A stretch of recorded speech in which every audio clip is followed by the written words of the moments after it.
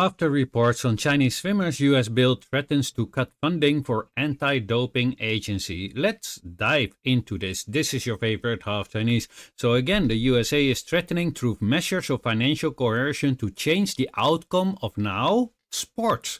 But let's see if it is grounded in any reality. So China had 19,228 samples tested. They were by far the most tested athletes there are on the Olympic field, and only had 0.2% doping violations. Then we have the United States with just 6,782 samples tested, which is 2.8 times less samples tested than China, but found 1.2% of doping violations. So quick recap, even when China had way more samples tested, they had way less violations than the United States had, who in return had more violations than China. Kinda obvious, but I just needed to rub it in. Now, the next thing is extremely interesting. We have here Olympic doping cases by country, and when I go by positive doping results, we can take out the number 1 and 2 places, as Russia and Belarus are not allowed to participate. So then we have the top 5 positive doping results ever at the Olympics.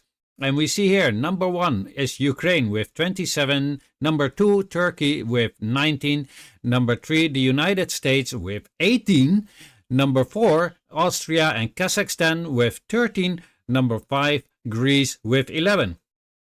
And so China isn't even in this top 5 of all-time positive doping results. In fact, China only had 6 positive doping results.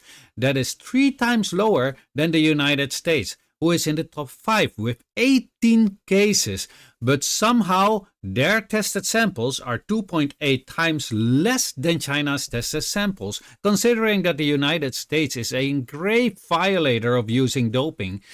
Shouldn't they be tested more than China, who has 3 times less cases overall? But I guess the money that the United States throws into these organizations make this unfair treatment the norm. And as they have displayed it very, very well, they are using their money to coerce these organizations. Anyways, the United States are sore losers. I have no words for it other than explaining why China does better.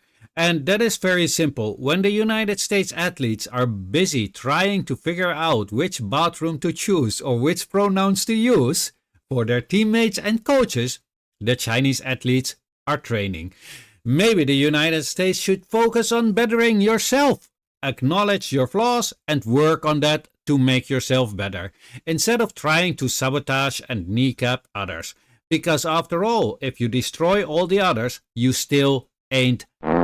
Please let me know what you think of this in the comment section, but please keep it respectful. We are not uncivilized barbarians, unlike some others. This was your favorite half Chinese, and as always, have a great day.